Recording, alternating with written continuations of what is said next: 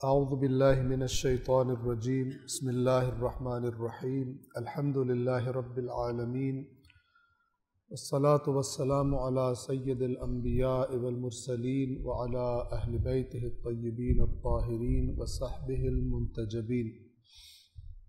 गुज़श्ता रोज़ हमने कुरान करीम के छठे जुज़ में सूरतुल माइदा आयत नंबर 31 तक मुकम्मल कर लिया था। आज इंशाअल्लाह हम आगाज़ करेंगे सूरतुल माइदा की आयत नंबर 32 से पहले तिलावत और उसके बाद तर्जुमा और मुख्तसर वज़ाहत।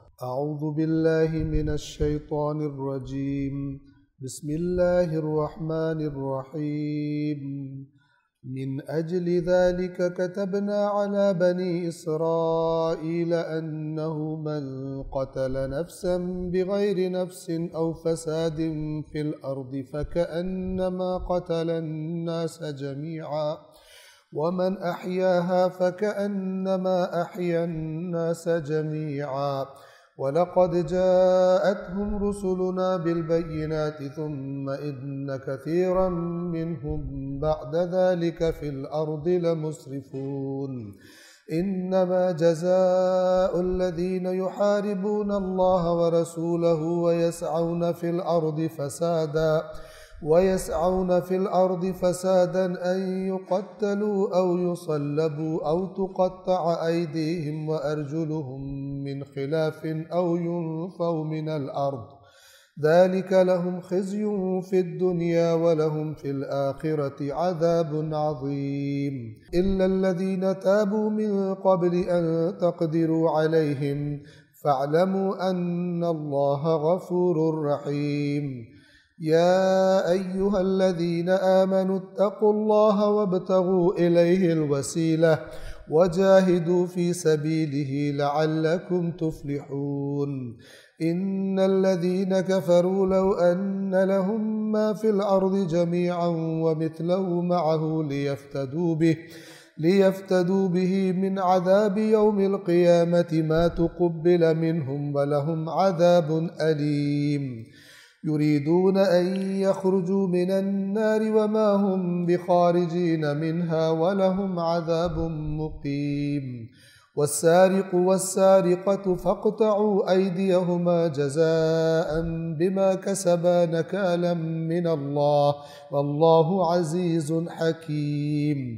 फ़मन ताब मिन बअदि ज़ुल्मिही व अस्लह फ़इन्नल्लाह यतूबु अलैहि इन्नल्लाह गफ़ूरुर रहीम। अलम तअलम अन्नल्लाह लहू मुल्कुस समावाति वल अर्दि युअज़्ज़िबु मन यशाअ व यग़फ़िरु लिमन यशाअ वल्लाहु अला कुल्लि शैइन क़दीर।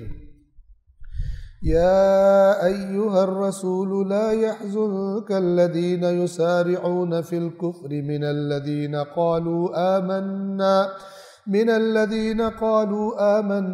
बिअफ़वाहिहिम वलम तुअमिन क़ुलूबुहुम वमिनल्लज़ीना हादू सम्माऊन लिलकज़िबि सम्माऊन लिक़ौमिन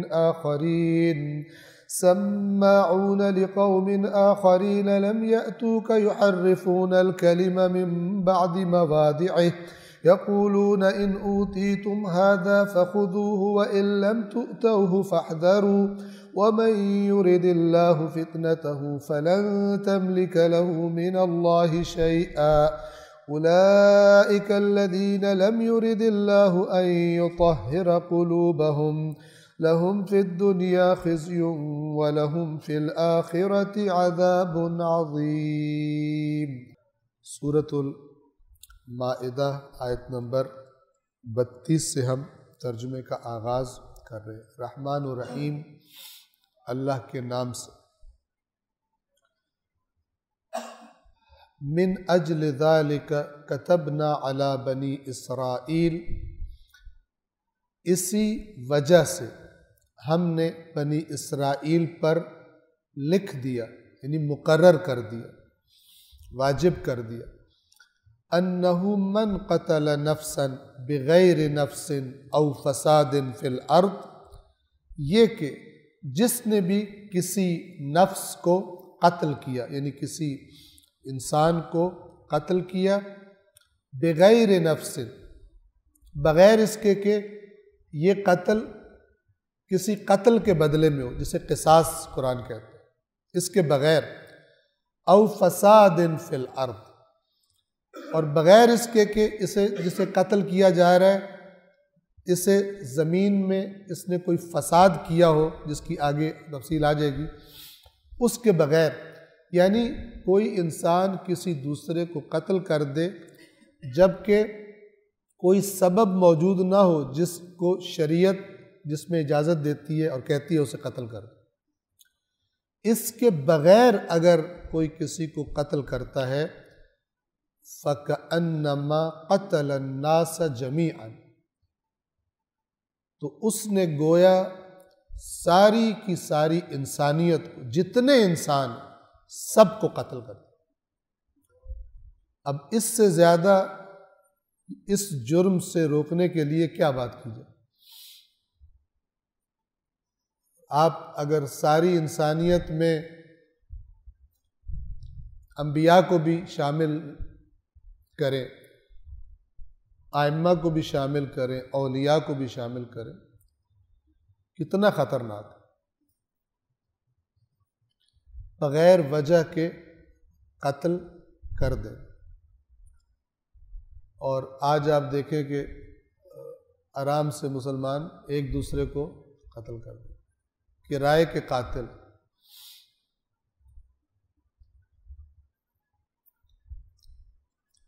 یہ جو اللہ تعالیٰ فرما رہا ہے کہ اس کے سبب ہم نے لکھ دیا تھا کہ قتل کا بدلہ، یعنی جس نے ایک کو مارا ساری انسانیت کو مارا، کیوں لکھا؟ اس لیے کہ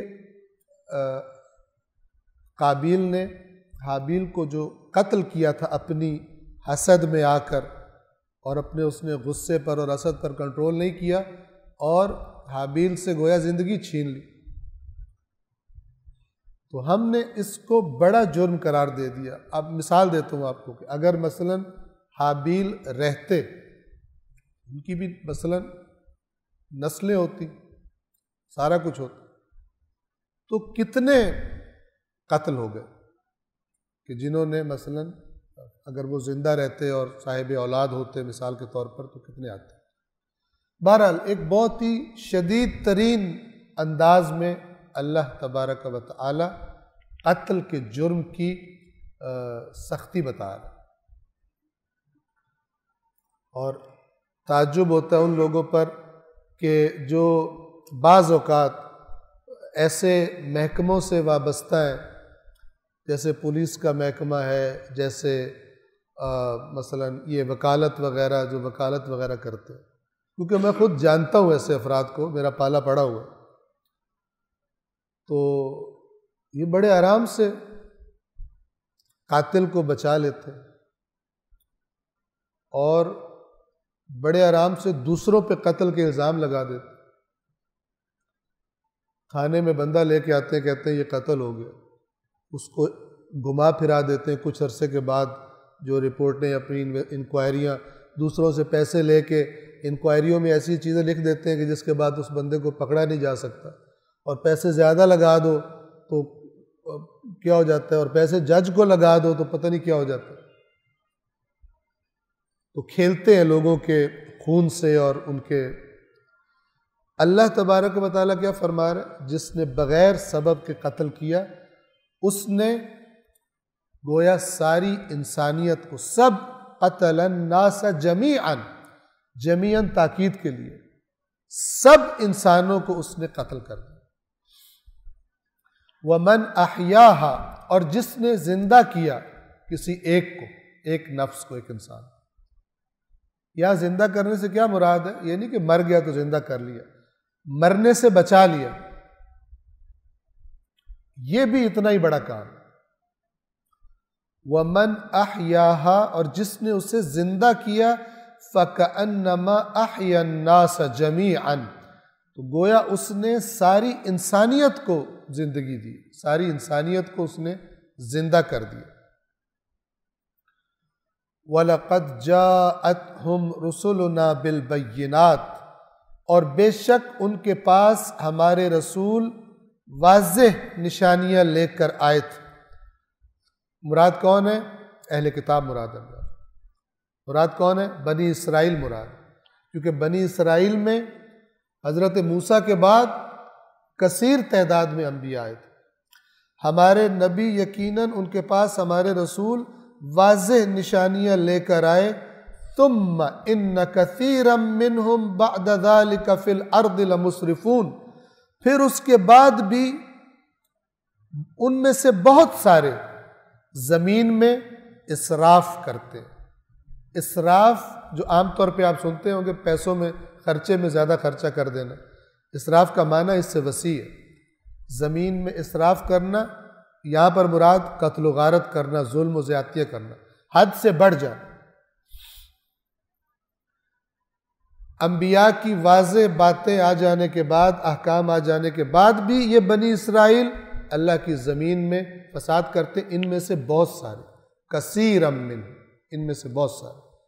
اور آج آپ اس کو بنی اسرائیل سے اٹھا کے امت مسلمہ پر لگا دیں، ان میں سے بھی کثیر منہم بعد ذلک فی الارض لمسرفون، یہ زمین میں اسراف کرتے ہیں، حد سے بڑھ جاتے ہیں۔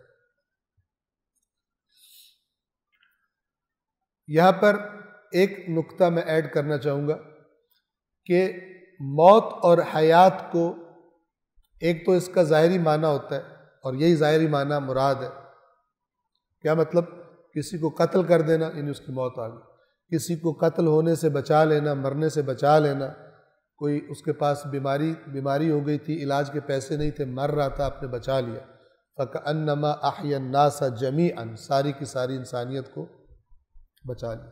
اللہ تعالیٰ دیکھیں کتنا بڑا وہ بتا رہا ہے کہ اگر تم یہ کرو گے تو کتنا بڑا اجر قیامت کے دن۔ اس کے خزانوں میں کمی نہیں ہے کہ اس کو اجر دیتے ہوئے کمی پڑ جائے کہ میں کیسے اتنا زیادہ اجر دوں گا لوگوں کو، اس کے پاس کوئی کمی نہیں۔ ایک اور معنی ہے موت و حیات کا جو قرآن مجید میں ہی آیا ہوا، جن کو اللہ تبارک و تعالیٰ نے یہ فرمایا کہ اے رسول آپ مردوں کو نہیں سنا سکتے۔ یہ کون سے مردے؟ ظاہر ہے اس سے قطعاً مراد یہ نہیں ہے کہ اللہ کے رسول قبرستان میں جا کے مردوں کو تبلیغ کر رہے ہو، ٹھیک ہے نا، ایسا نہیں ہے۔ یہ ہمارا کام بن گیا ہوا ہے، رسول اللہ کا کام نہیں تھا مردوں پہ پڑھنا، ٹھیک ہے نا۔ وہ پہلے قرآن سے جو زندگی میں، جو اپنی زندگی میں قرآن سے زندگی لے لیتا ہے اس کے لیے تو ہے، جو زندگی میں جس کا تعلق ہی کوئی نہیں قرآن سے، اس کو کیسے بینیفٹ کرے گا مجھے نہیں معلوم۔ توجہ فرما رہے ہیں؟ تو مراد یہ نہیں ہے کہ رسول اللہ قبرستان میں جا کر قرآن پڑھتے تھے اور اللہ تعالیٰ کہہ رہے ہیں یا رسول اللہ مردوں کو نہیں سنا سکتے۔ وَمَا أَنْتَ بِمُسْمِعٍ مَّن فِي الْقُبُورِ، آپ جو قبروں میں پڑے ان کو نہیں سنا سکتے۔ یہ کن کو اللہ تعالیٰ کہہ رہے ہیں؟ یہ ان کو کہہ رہے کہ جو ہیں زندہ، دیکھتے ہیں، سنتے ہیں، ان کو بھی سوچنے سمجھنے کی صلاحیت دی ہوئی ہے، لیکن ان کے اندر ایک بیماری ایسی ہے کہ یہ نہ حق دیکھتے ہیں، نہ حق سنتے ہیں، نہ حق کو سمجھنا چاہتے ہیں، مخالف۔ یہ بھی خدا کی نظر میں مردے ہیں۔ توجہ فرما رہے؟ ایک موت اور حیات کا یہ معنی آیا قرآن میں، لہذا قرآن فرماتا ہے یا ایھا الذین آمنوا استجیبوا للہ والرسول اذا دعاکم لما یحییکم، اے ایمان والو لبیک کہو، بولا کرو، جواب دیا کرو، آگے سے لبیک کہا کرو۔ کب؟ کہ جب اللہ اور اس کا رسول تمہیں اس چیز کی دعوت دیں لما یحییکم، یحیی و یمیت سنا ہوا آپ نے، اس کی چیز کی طرف جب رسول تمہیں بلائے جو چیز تمہیں زندہ کرتی ہے، کیونکہ ہم کو مرے ہوئے، ہاں نہیں آؤ گے تو مرے ہوئے خدا کے۔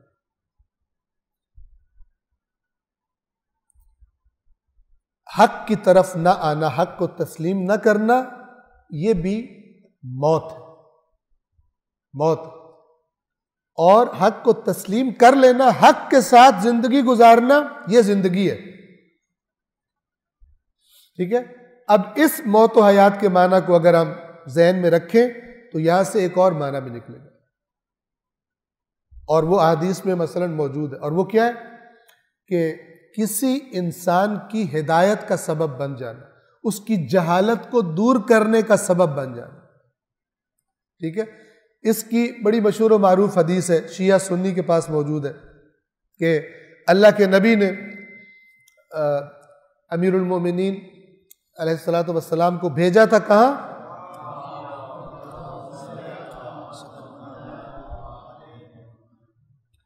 یمن جب بھیجنا تھا تو اللہ کے نبی نے نصیحتیں فرمائی، ہدایات دی مولا علی کو، اور پھر ان ہدایات جن میں تبلیغ کی باتیں شامل تھی، جہاد میں کس طرح جہاد کرنا، ساری ہدایات دے کر، اور پھر اللہ کے نبی نے فرمایا کہ اے علی، اگر آپ کے ہاتھ سے اللہ کسی ایک انسان کو ہدایت دے دے، یعنی آپ تبلیغ کریں اور کوئی ایک بندہ ٹھیک ہو جائے، قبول کر، اس کا اجر، اس بات کا اجر اللہ کے پاس اتنا ہے، یعنی اس سے بھی بڑھ کر ہے کہ جن پر سورج کی روشنی پڑتی ہے، جن چیزوں پر۔ اب سورج کی روشنی کہاں کہاں پڑتی ہے؟ ہمارا تو اتنا سا ڈاٹ ہے، مثلا سولر سسٹم میں کہاں کہاں پڑتی ہے، کہاں کہاں لائٹ گزرتی ہے۔ بہرحال وہ ایک کہنے کا انداز ہے اس زمانے کی زبان کے مطابق، یعنی اب آپ اندازہ نہیں کر سکتے اگر آپ نے کسی کی ہدایت کر دی۔ اور اس کو دوسری طرف سے بھی لے لیں، اگر کسی کی گمراہی کا سبب بن، ان کے بارے میں اللہ تبارک و تعالیٰ نے بتایا ہوا ہے کہ کچھ لوگ ایسے ہیں کہ جو پیسے دے کے گمراہی خریدتے ہیں، پیسے دے کر بیہودہ باتوں کے خریدار ہوتے ہیں تاکہ اللہ کے راستے سے گمراہ کریں۔ اور قرآن نے فرمایا کہ وہ لوگ کہ جو دوسروں کو گمراہ کرتے ہیں، قیامت کے دن اپنے بوجھ بھی اٹھائیں گے، اور جن کو گناہ پر لگایا، جن کو گمراہ کیا تھا، ان کے بوجھ بھی اٹھائیں گے، اور بغیر اس کے کہ جو گمراہ ہوئے ان کا اپنا بوجھ کم ہو جائے، چونکہ انہوں نے اپنی عقل استعمال نہیں کی۔ لیکن جو گمراہ کرنے میں شامل تھا، جتنے گمراہ ہو گئے، جتنی عرصے تک گمراہ رہے، جن جن اوروں کو گمراہ کیا، سارا اس کے اکاؤنٹ میں بھی آ رہا ہے۔ اچھائی کا آپ سبب بنے، ہدایت کا، آپ ایک اچھے انسان کی تربیت کر دیں، آپ اپنے کسی دوست کی ہدایت کا سبب بن جائیں، وہ اس کے بعد وہ جو بنیاد آپ نے رکھی ہے، خدا بند عالم اتنا کریم ہے کہ وہ جو جو نیکیاں کرے گا، بغیر اس کے کہ اس کا اجر کچھ کم ہو، اس کی ہر نیکی کا آپ کو بھی اجر پہنچے گا، کیونکہ پودا آپ نے لگایا۔ کتنا بڑا اکاؤنٹ ہے، آپ دنیا سے چلے جائیں گے، وہ دنیا میں رہا، اور اس نے اور کسی کو ٹھیک کر دیا، اور چند کو ٹھیک کر دیا، مثال کے طور پر سب میں آپ شامل۔ قرآن کی آیات ہے، جو کسی اچھے کام میں بنے گا، وسیلہ بنے گا، سبب بنے گا، اس میں اس کا بھی حصہ ہوگا، اور جو کسی برے کام میں بنے گا، اس میں اس کا بھی بوجھ ہوگا، جب تک وہ چلتا رہے گا۔ لہذا آپ نے جو، اگر کچھ لوگ سوال کرتے ہیں زیادہ ثواب کس چیز کا ملے گا، مثلا عام طور پہ سوال کرتے ہیں کوئی والد یا والدہ فوت ہو گئے تو اب میں کیا کروں جس کا زیادہ ثواب، توجہ فرما رہے ہیں؟ تو زیادہ ثواب وہ چیز دیکھیں جس کے اثرات زیادہ اور دیر پائے، ٹھیک ہے، اور وہ جو جس کی جتنی معرفت ہوتی ہے وہ ویسے پھر ثواب پہنچانے کی کوشش کرتا ہے، ٹھیک ہے، جس کی جتنی معرفت ہوتی ہے۔ تو ایسے کام کرے کہ واقعاً کسی درد کا درمان ہو جائے، کسی کو ذمے لے لیں، کسی ایسے بچے کو جو مثلا پڑھ نہیں سکتا، آپ اس کو پڑھائیں، آپ سمجھ لیں اللہ نے گویا مجھے ایک اور بچہ دے دیا میری اولاد کے ساتھ، ٹھیک ہے، اس کو پڑھائیں، اس کا خیال رکھیں، خدا کو بہت پسند، بہت پسند ہے۔ قرآن میں کتنا یتیموں کا تذکرہ کیا ہوا ہے، بے مسکینوں کا تذکرہ کیا ہوا ہے۔ ان کاموں کا آلٹرنیٹ گھر بیٹھ کے تسبیح نکالنا نہیں ہے، یاد رکھیے گا، ان کاموں کا آلٹرنیٹ نہیں ہے۔ جس نے یہ تصور بنایا دین کا، یہ میں کیوں بار بار ریپیٹ کرتا ہوں کہ خالی کر دیا میدان، معاشرے میں لوگ پس رہے ہیں یہ سمجھ رہا ہے میں تسبیح نکال کے اپنی ذمہ داری ادا کر رہا ہوں، نہیں کر رہا۔ جب میدان میں نکلنا ہے، باہر نکل کے کام کرنا ہے، اللہ تعالیٰ کہہ رہے ہیں جو مسکینوں کو خیال نہیں رکھتا وہ قیامت کو نہیں مانتا۔ اب یہ کہے کہ مسکینوں کا خیال تو نا تسبیح نکالوں، خدا کہہ رہے تجھے بتاؤں جو قیامت کو نہیں مانتا، یہ وہ ہے جو مسکین کو کھانا کھلانے کی ترغیب نہیں دیتا، یہ قیامت کو نہیں مانتا۔ اب اللہ کہہ رہے نہیں مانتا، آپ کہے میں مانتا ہوں۔ قیامت کے دن ہماری نہیں چلے گی، اللہ کی چلے گی۔ وہ کہے گا تجھے نہیں مسکینوں کا خیال تھا، تو مانتا ہی نہیں۔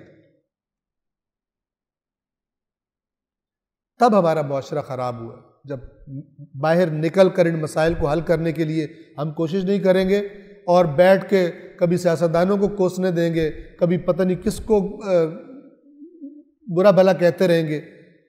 سب سے پہلے اپنے آپ کو دیکھیں ہم نے کیا کیا اس معاشرے کو ٹھیک کرنے کے لیے، اس ملک کو ٹھیک کرنے کے لیے۔ ایک صلوات پڑھیے محمد والے۔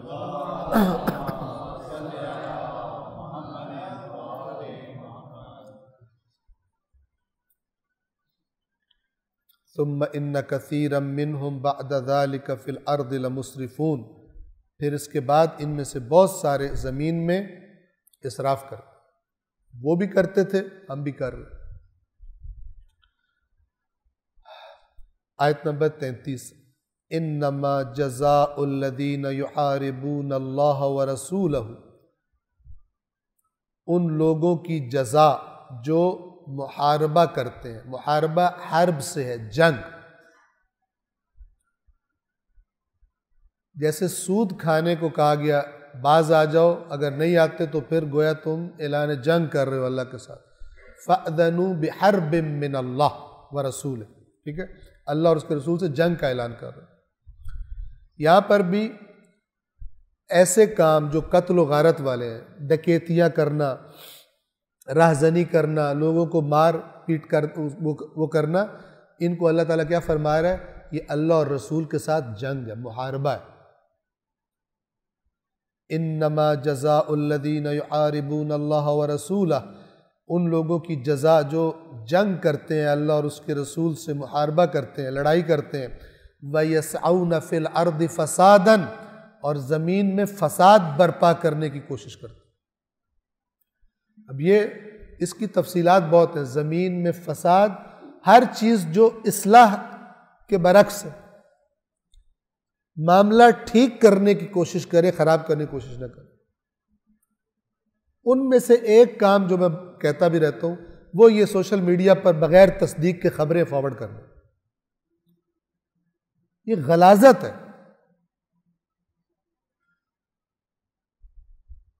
اب میں تھوڑا سا اس سے زیادہ بھی چیختا ہوں اس لیے کہ میرا نمبر بہت سارے لوگوں کے پاس ہے۔ اب سوچیں کہ میں پھر بلاک کر دیتا ہوں، اگر کسی کو لگے کہ میں تو بھیج رہا ہوں اس نمبر پہ میسج، آگے سے سین والا وہ نہیں آ رہا تو وہ سمجھ لے کہ بلاک کر دیا، بلاک کر دیا گیا۔ مطلب پہلے میں ایک وارننگ دیتا ہوں، آج مجھے کسی نے مثلا بھیجا ہوا تھا کہ ایڈیڈاز والے 100 جوڑے مفت دے رہے ہیں، پتہ نہیں کیا کرو تو کیا کرو، فیک مجھے بھیجا ہوا 2 دفعہ۔ میں نے نہیں خریدنے مفت جوڑے، نہیں چاہیے۔ کیوں ایسا کرتے ہیں؟ ٹائم ضائع کر رہے ہیں، اپنا بھی دوسروں کا بھی ٹائم ضائع کریں۔ کیوں ٹائم ضائع کرتے ہیں؟ انشاءاللہ علماء اعلان کریں گے آہستہ آہستہ یہ سوشل میڈیا کے اخلاقیات کی۔ پہلے پوچھ لیں کہ میں آپ کو بھیج سکتا ہوں یا نہیں بھیج سکتا۔ اب ایک بندہ ہے وہ مجھے کہتا ہے کہ اپنی درسوں کی اس میں براڈ کاسٹ لسٹ میں مجھے شامل کر لیجیے۔ میں نے ان کے کہنے پہ شامل کر لیا۔ اب وہ مجھے بھی پوسٹ سے بھیجنا شروع ہو گیا، تو میں نے کہا کہ آپ مجھے نہ بھیجیں۔ کہتا آپ بھی تو بھیج رہے ہو مجھے۔ میں نے کہا یار آپ نے مجھے خود کہا ہے بھیجو، میں نے تو نہیں کہا آپ کو بھیجو۔ یہ نہ ٹائم ضائع کرے اپنا بھی اور دوسروں کا بھی، بیٹھ کے لگے اس کو صاف کرنے میں بھی ٹائم ضائع ہوتا ہے۔ ایک بڑا خوبصورت پکچر کسی نے بنائی ہوئی تھی کہ یہ واٹس ایپ کیا ہے، اس نے یوں کراس میں 4 دیواریں بنائی ہوئی تھی، 4 خانے بنے ہوئے تھے، ہر میں ایک بندہ تھا اور اپنا گن دوسرے کی طرف پھینک رہا تھا دیوار کے اوپر سے، اور یہ اس کی طرف پھینک رہا، وہ اپنی ٹوکری گند کی سائڈ والے، چاروں ایک دوسرے کی طرف اپنا وہ غلاظت کوڑا کرکٹ پھینک رہے ہیں، کہہ رہے تھے یہ واٹس ایپ، جو آ رہا ہے فارورڈ کریں، جو آ رہا ہے فارورڈ کریں۔ اس ایڈکشن سے کیا ہوتا ہے کہ افواہیں اڑانے کے چیمپئن بغیر، وہ جو افواہ اڑانا چاہتا ہے بغیر اس سے کچھ پیسے لیے ہوئے فری میں اس کو سروس دے رہے ہیں، دڑا دڑ فارورڈ کر رہے ہیں۔ یہ بیماری ہے، یہ بہت گندی بیماری ہے افواہ۔ یہ جو ایڈکٹ ہم ہو جائیں گے تو اگر یہ ان چیزوں کو جو کنٹرول کرتے ہیں، جو ان کے مالک ہیں، اگر وہ ہمارے معاشرے میں کوئی فساد کروانا چاہیں، ان کے لیے چٹکی کا کام ہے۔ مجھے پتہ ہے یہ بھیڑوں کی طرح چلتے ہیں، یہ دیکھتے ہی نہیں ہے کہ کیا چیز ٹھیک ہے اور کیا چیز غلط ہے۔ ادھر کوئی شیعہ سنی فساد کرا دے، کوئی لسانی بنیاد پہ فساد کرا دے، ایک چیز گھڑے، اور جو مثلا فرض کریں جن کے کنٹرول میں واٹس ایپ ہے تو کچھ بھی کر سکتے ہیں، وہ تو آپ کو فیک نمبروں سے بھی بھیج سکتے ہیں، فیس بک پر وہ فیک آئی ڈی سے بھی بھیج سکتے ہیں، صحیح آئی ڈیز بنا کر، اور بنائے کسی عالم دین کی، اور آپ کو یہ کرے میرے ساتھ یہ ہو گیا فلان ہو گیا، اور دنگا فساد ہو گیا۔ دوسری طرف کر کون کروانے والے ہوں گے؟ وہ جو فری میں ایڈکٹ ہیں فارورڈ کرنے کی اور شیئر کرنے کی۔ یہ ہو گیا، یہ ہو گیا، ہوا کچھ بھی نہیں ہوگا۔ کچھ لوگ تھے جو مدینے میں افواہیں اڑاتے تھے، منافقین اور افواہ اڑانے والے، ان کو قرآن نے فرمایا وَالْمُرْجِفُونَ فِي الْمَدِینَةِ۔ مرجف رجفہ سے، رجفہ کہتے ہیں لرزا دینا کسی چیز کو، افواہ کیا کرتی ہے؟ لرزا کے رکھ دیتی ہے۔ ابھی جیسے میں کرتا کرونا اتنا آیا نہیں ہے جتنا لرزا ہوا ہوا، کرونا سن سن کے ہر چیز لرزی پڑی ہے۔ ان کو اللہ تبارک و تعالیٰ فرماتا ہے اگر یہ باز نہ آئے، الفاظ دیکھیں ملعونین، یہ افواہیں اڑانے والے یہ ملعون ہیں، ملعونین، آپ تعجب کریں گے، اینما ثقفوا اخذوا وقتلوا تقتیلا، جہاں ان کو یہ گرفت میں آ جائیں، پکڑ لیا جائے اور بدترین عبرتناک طریقے سے انہیں قتل کیا جائے۔ امن و امان خراب کر دینا افواہیں اڑا کر بعض اوقات قتل و غارت کا سبب بن جاتا ہے۔ بعض اوقات بڑے بڑے دنگے فساد، ایک بندہ چنگاری لگائے اور مثلا 1000 بندہ قتل ہو جائے، بعد میں پتہ چلے غلط ہوا تھا۔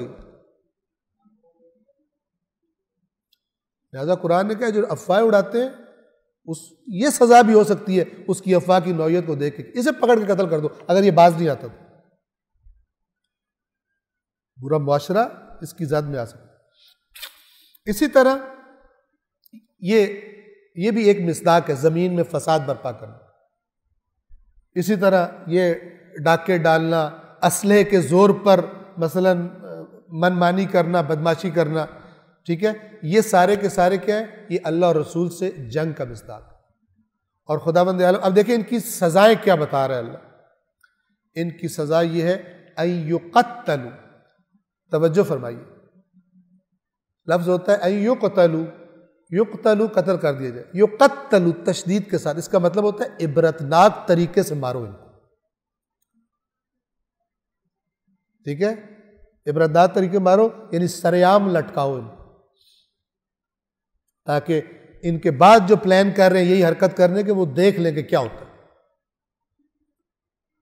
ابھی ہمارا پرابلم یہ ہو گیا ہے کہ ہمیں اللہ سے زیادہ ویسٹ پر اعتماد ہے، کہ وہ زیادہ انسانوں کے مخلص ہیں، زیادہ ہیومن رائٹس کو وہ اس کا وہ ریگارڈ کرتے ہیں اور فلان ہوتے ہیں۔ چونکہ اب اللہ تعالیٰ کہتا ہے نا تو نے اس کو دیکھا جس نے اپنی خواہش کو اپنا رب بنایا ہوا ہے، معبود بنایا ہوا ہے۔ اسی طرح قرآن کہے گا تم نے اس کو دیکھا جس نے مجھے چھوڑ کر مغرب کو اپنا رب بنایا ہوا ہے، ویسٹ کو رب بنایا ہوا ہے، کیونکہ وہ رب اس کو فنڈز دیتا ہے، وہ رب اس کو قرضہ دیتا ہے، تو اس کو رب بنایا ہوا ہے، خدا کو رب نہیں بناتا، اللہ کو معبود نہیں بناتا۔ لہذا پھر ہر چوکھٹ پہ سجدہ کرتے ہیں، ہر تلوہ چاٹتے ہیں، جا کر بھیک مانگ کے لا کے فخر کر کے بتا رہے ہوتے ہیں ہم نے بڑا بریک تھرو کر دیا وہاں پر، ہم نے جناب اور ڈبو دیا ہے قرضہ لے کے ملک، مثال کے طور پر۔ یہ سزائیں دیکھیے، ان یقتلوا، یقتلوا عرض کیا میں نے، ایک ہے یقتلوا سمپل فعل، قتل کر دیا جائے، یقتلوا عبرتناک طریقے سے قتل کیا جائے، او یصلبوا ایک خاص طریقے سے جو صلیب پہ چڑھاتے ہیں سزا دیتے تھے، اس کو بھی عبرتناک طریقے سے اس دار پہ چڑھایا جائے، او تقطع ایدیہم وارجلہم من خلاف، یہ تقطع بھی تقطع، یہ جتنی تشدیدیں آ رہی ہیں نا، یقتلوا یصلبوا تقطع، یہ سب پہ جو تشدیدیں ہیں یہ ایکسٹرا ایمفسائز کرنے کے لیے کہ عبرتناک طریقے سے ان کے ہاتھ اور پیر کاٹ دو۔ اب یہ سزائیں ان کے مختلف موارد ہیں، ان کی تفصیلات ہیں، اب وقت نہیں ہے کہ ساری عرض کروں، لیکن جو مین پوائنٹ ہے یہاں پر وہ یہ ہے کہ جو یہ اسلحے کے زور پر زمین میں بدماشی کرتے ہیں، لوگوں کو لوٹ مار کرتے ہیں، ڈاکے ڈالتے ہیں، اس قسم کے کام کرتے ہیں، قتل و غارت کرتے ہیں، یہ جب پکڑے جائیں تو ان کو عبرت بناؤ، لوگ دیکھیں کہ یہ ان کو سزا کیا مل رہی۔ یہاں پہ برعکس ہو، یہاں پہ دیکھنے کی بات تو دور کی ہے، وہ کہتے ہیں سزائے موت ہی ختم کرو۔ صریح قرآن کے خلاف، کہ تو جب اللہ کا دربار لگے گا پھر ان کی حشر دیکھنے میں آئے گا کہ مغرب کی دہشت میں آ کر اور ان کی دھونس میں آ کر مثلا آپ سزائے موت ختم کرتے ہیں، اور جبکہ اللہ تعالیٰ کہہ رہے ہیں وَلَكُمْ فِي الْقِصَاصِ حَيَاتٌ كُتِبَ عَلَيْكُمُ الْقِصَاصُ فِي الْقَتْلِ، تم پر قصاص فرض کر دی گئی۔ یہ وہی لفظ ہے کتب علیکم الصیام، کل کو وہ دھوس دیں گے روزے چھوڑ دو، وہ بھی چھوڑ دیں، ٹھیک ہے نا، اپنے اوپر کہیں گے کہ وہ تو پہلے بھی تو ہم نے چھوڑا تھا، تو ٹیسٹ تو ہم چکھ چکے ہیں، یہ بھی چھوڑ دیتے ہیں آہستہ آہستہ۔ جو اللہ کہتا ہے نا یہ تم سے تب تک راضی نہیں ہوں گے جب تک اپنا دین چھوڑ کے ان کی روش پہ نہ چل پڑے، پہلے دن ہی بندہ کھڑا ہو جائے اور بچ جائے اس کام سے، بجائے یہ کہ آہستہ آہستہ آہستہ ہر چیز اپنی ترک کر کے انہی کی غلامی میں انسان چلا جائے۔ ان کے ہاتھ اور پیر مخالف سمتوں سے کاٹ دیے جائے، یعنی ایک طرف کا ہاتھ ایک طرف کی ٹانگ کاٹ کر ان کو چھوڑ دیا جائے۔ اب دیکھیں، توجہ فرمائیے گا، ان سزاؤں کو جب انسان تصور کرتا ہے ایک دفعہ کہتا ہے کہ اوہ ہوئے بڑی سخت سزا، لیکن اس نے وہ نہیں دیکھا ہوتا کہ اس نے جس کو مارا ہے اس کے بچے، اس کی بیوی یا کتنوں کو مارا ہے، ان کے ساتھ کیا ہوا، اور وہ اللہ نے جو سزا رکھی، جو خالق ہے وہ جانتا ہے کیسے عبرت آئے گی انسان، کیسے یہ کنٹرول ہوں گے یہ بدماش، کیسے یہ جرائم کم ہوں گے۔ وہ کہہ رہے کہ تم ان ظلموں کو نہیں دیکھ رہے جو اس نے آج تک کیے، اور اس کی ہمدردی تمہیں آ گئی۔ یہ ایسے ہی ہے جیسے ساری فلم میں جو ہے وہ جو ویلن ہوتا ہے وہ مار پیٹ کرتا ہے، لوٹ مار سب کچھ وہ کر رہا ہوتا ہے، آخر میں جب اس کو مار پڑنے لگتی ہے تو ترس آ رہا ہوتا ہے۔ ہم ایسے ہیں، حالانکہ اس وقت ترس نہیں آنا چاہیے اس پہ، توجہ کر رہے ہیں۔ یہ جو دنیا کے ظالم لوگ ہیں، جو دنیا کے بڑے بدماش ہیں، دنیا کے بڑے مالدار، جن کی مرضی سے آج کل جو چاہتے ہیں ہماری مرضی سے دنیا چلے، کرپٹ لوگ، وہ دنیا کو خدا کی مرضی کے مطابق نہیں، وہ اپنی مرضی کے مطابق کرتے، وہ قوانین بناتے۔ آپ توجہ فرمائیں، ایک کرپٹ حکمران، ایک بدماش جو لوٹ رہا ہے، وہ چاہے گا اس لوٹ مار کے لیے کوئی سخت قانون بنے؟ وہ تو کہے گا جس سیٹ پہ میں بیٹھا ہوں اس کو استثناء ملنا چاہیے، ٹھیک ہے نا، کہ اس کو پکڑ نہیں کی جائے گی، یہ خدا کے قانون میں نہیں۔ پھر رو رہے ہوتے ہیں کرپشن ہوگی کرپشن ہوگی، جب اللہ کی بات ماننے کا وقت آتا ہے اس وقت کہتے نہیں ادھر سے نہیں لینا کہیں اور سے لینا، جب اس کے نتیجے نکلتے ہیں پھر اسلام کو بلیم کرتے ہیں۔ بھائی اسلام پہ عمل کب ہو رہا ہے کہ بلیم کریں اسلام کو آپ؟ اسلام کو تو آپ نے وہی ایک چند رسموں کا نام دے کے سائڈ پہ کر دیا، اسے بلیم کیوں کرتے پھر؟ مخالف سمتوں سے ان کے ہاتھ اور پیر کاٹ دیے جائیں، او ینفوا من الارض، یا انہیں زمین سے نکال دیا جائے، ایگزائل، شہر بدر کر دیا جائے، ملک بدر کر دیا جائے۔ یہ مختلف سزائیں مختلف موارد کی تفصیلات کا، یعنی وہ فقہی کتابوں میں ان کی تفصیلات موجود ہیں۔ ذالک لہم خزی فی الدنیا، یہ دنیا میں ان کی رسوائی ہے، دنیا میں عبرت بنانا ان کو۔ وَلَهُمْ فِي الْآخِرَةِ عَذَابٌ عَظِيمٌ، اور آخرت میں ان کے لیے بڑا عذاب ہے جنہوں نے یہ مسلح بدماشیاں کی اور قتل و غارت کی۔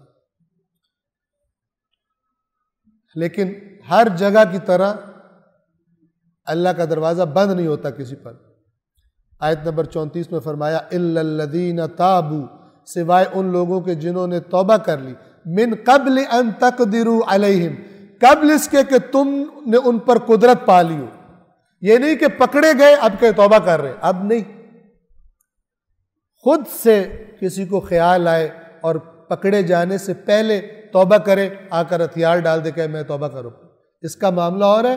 اور جس کو پکڑ لیا جائے پھر کہ اب میں توبہ کر رہا ہوں، اس کی توبہ اس طرح کروں، وہ اللہ اور اس کا معاملہ الگ ہے آخرت کا، لیکن دنیا میں اس کو سزا دی جائے گی۔ فَاعْلَمُوا أَنَّ اللَّهَ غَفُورٌ رَحِيمٌ، پس جان لو کہ اللہ بڑا مغفرت کرنے والا اور رحیم ہے۔ جیسے ہی کوئی انسان اپنی اصلاح کی طرف آ جاتا ہے، اللہ تبارک و تعالیٰ بھی فوراً اس کی مغفرت اور رحمت کے ساتھ استقبال کرتا ہے اس کو۔ لیکن جو برے ہیں وہاں پر خداوند عالم کا قانون بھی سخت ہے۔ 35 نمبر آیت، یا ایھا الذین آمنوا اتقوا اللہ وابتغوا الیہ الوسیلہ وجاہدوا فی سبیلہ لعلکم تفلحون، اے ایمان والو اللہ کا تقوی اختیار کرو، اللہ سے ڈرو کہ اللہ نے جن کاموں سے منع کیا ان سے بچو، اللہ نے جن کاموں کو کرنے کا حکم دیا ہے انہیں نہ کرنے سے بچو، یعنی کرو، یہ سب تقوی۔ وابتغوا الیہ الوسیلہ، اور اس کی طرف وسیلہ تلاش کرو، اس کے قرب کو تلاش کرو، اس کے قریب ہونے کے لیے وسیلہ قرب کو بھی کہتے ہیں، اس کا معنی نزدیکی قربت کا بھی ہوتا ہے، اور اس کا معنی اس چیز کا بھی ہوتا ہے جس کے ذریعے قرب تلاش کیا جاتا ہے، قرب حاصل کیا جاتا ہے۔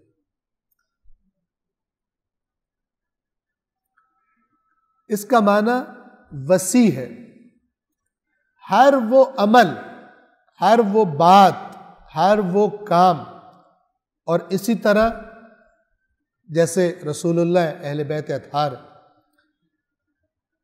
جو بھی سبب بن سکتا ہے خدا کے قرب کا، ہدف کیا ہے؟ اللہ کی ذات۔ تم تلاش کرو، ڈھونڈو اس کے قرب کو کیسے حاصل کر سکتے، یہ معنی۔ چونکہ ضروری ہے، میں آپ کی خدمت میں جو میں نے نوٹ کی تھی میں وہ روایات آپ کو سنا دوں۔ تفسیر میزان میں علامہ محمد حسین طباطبائی نے ایک روایت نقل کی ہے، اسی آیت کے ذیل میں امام علی علیہ السلام فرماتے ہیں،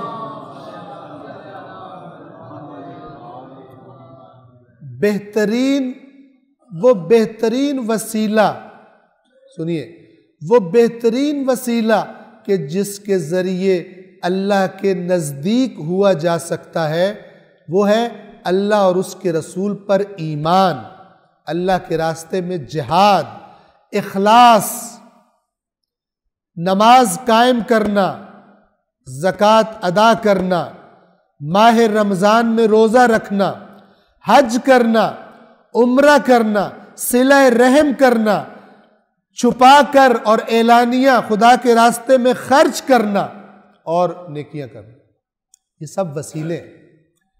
وسیلے کا مطلب یہ نہیں ہے کہ مثلا صرف ایک جگہ محدود کر دیا جائے، ہر وہ بات، ہر وہ کام، جیسے کہ مولا نے نام لی، جو خدا کے قریب کرتے۔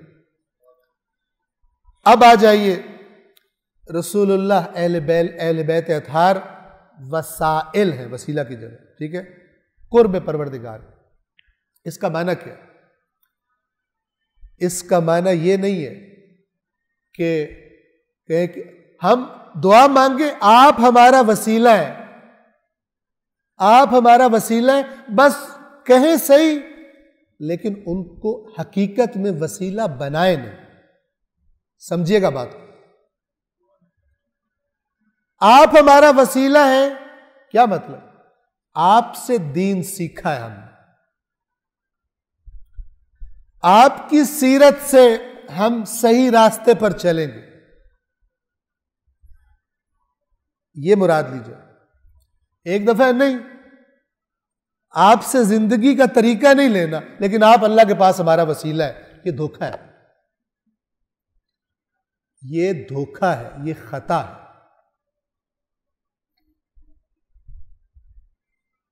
یہ ایکچولی بندہ کیا کہہ رہا ہے؟ مثلا اپنے عمل سے، اپنے ائمہ سے کیا کہہ رہا ہے کہ دنیا میں میری لائف میں انٹرفیئر نہیں کرنا آپ نے، کیونکہ وہ اس قابل ہی نہیں ہے کہ میں آپ کو بتاؤں کہ میں کیا کیا کرتا ہوں، لیکن آپ میرا وسیلہ ہے، جب آخر میں اللہ مجھے پکڑنے لگے وہاں میرا وسیلہ بنے،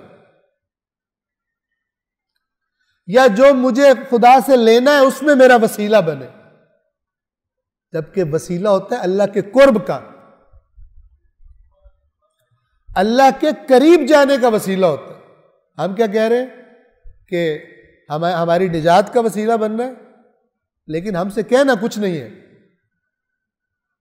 دنیا میں ہمیں آپ کی باتوں پر عمل نہیں کرنا۔ مثال کے طور پر یہ میں ذرا واضح کر کے بیان کر رہا ہوں، تو جو یہاں وسیلہ نہیں بنا رہا، جو ان کے فرامین ہے، ان کی سیرت ہے، ان کا عمل ہے، انہوں نے کیسی زندگی گزاری ہے، وہ بھول جائے کہ وہاں وسیلہ بنائے گا۔ یہ شعر و شاعری سے وسیلہ نہیں بنتا، توجہ فرما رہے ہیں۔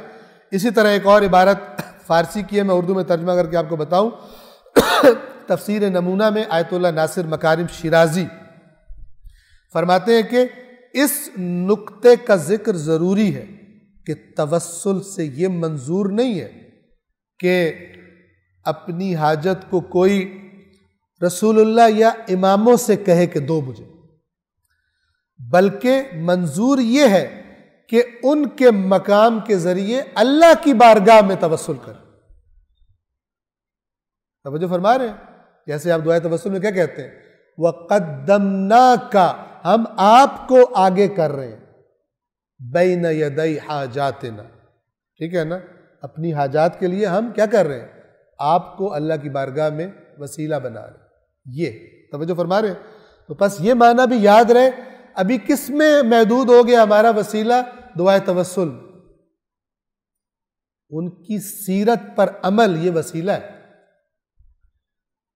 آج اگر میں مثلا کہتا ہوں میں اپنے مولا کی بات مانوں گا، تو کل مولا سے کہہ سکتا ہوں مولا جتنا ہو سکا میں نے مانی، میں نے پڑھی آپ کی باتیں، میں نے مانی، اب آپ میری مثلا شفاعت کر، بجائے اس کے کہے کہ میں نے دنیا میں تو میں نے آپ کے فرامین کو لفٹ نہیں کرائی، لیکن یہاں میں نے نعرے بہت مارے تھے، اب میری سفارش کریں آپ۔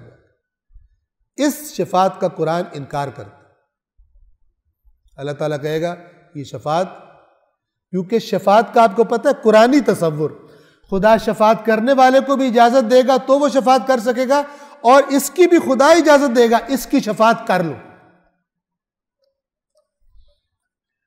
جو شفاعت شعر و شاعری میں ہے نا، وہ قرآن والی نہیں ہے، وہ تو کوئی اور کانسیپٹ انسان کو بنا کے دے دیتی، وہ شفاعت قرآن نے نہیں بتائی۔ لہٰذا ہر شاعر کو، ہر خطیب کو چاہیے کہ اپنی تقریر بنانے سے پہلے اللہ کی آیات کو دیکھ لے، اللہ تعالیٰ سے آگے نہ نکلے، ورنہ خود بھی گمراہ ہوگا، اور جو مزے لے لے کے سورے اس کی سن رہے ہیں ان کا بیڑا بھی غرق ہو جائے گا، کیونکہ خدا کی کتاب سے دور ہے۔ اس لیے کہہ رہا ہوں کہ یہ ٹرینڈ ہمارے یہاں بہت زیادہ ہے، یہ ٹرینڈ بہت زیادہ ہے۔ کاش کوئی قانون ہوتا کہ اہل بیت دین کے بارے میں شاعری کرنے کے لیے کوئی کوالیفیکیشن چاہیے، کوئی کوالیفیکیشن ہو تب، یہاں نہ ممبر کی کوالیفیکیشن ہے، نہ یہاں پر کوئی دین سستا ہے، سب سے زیادہ سستا دین ہے، جس کا دل کرے وہ ذکر ہی کرنا ہے نا، کرنے دو، تمہیں کیا تکلیف ہے؟ سبحان اللہ۔ صلوات پڑھیے محمد والے۔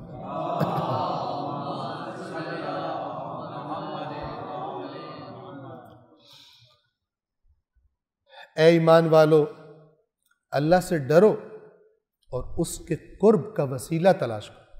اصل میں یہ وسیلہ اس کے قرب کا ہے، یہ حاجتیں مانگنا تو بعد کی بات، قرب، اصل خدا کا قرب تلاش کرو، وہ ہدف ہے۔ آپ کو پتہ ہے نا، ہدف وسیلہ فرق ہوتا ہے۔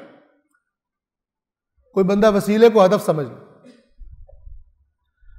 اہل بیت اطہار کس لیے آئے؟ انبیاء کس لیے آئے؟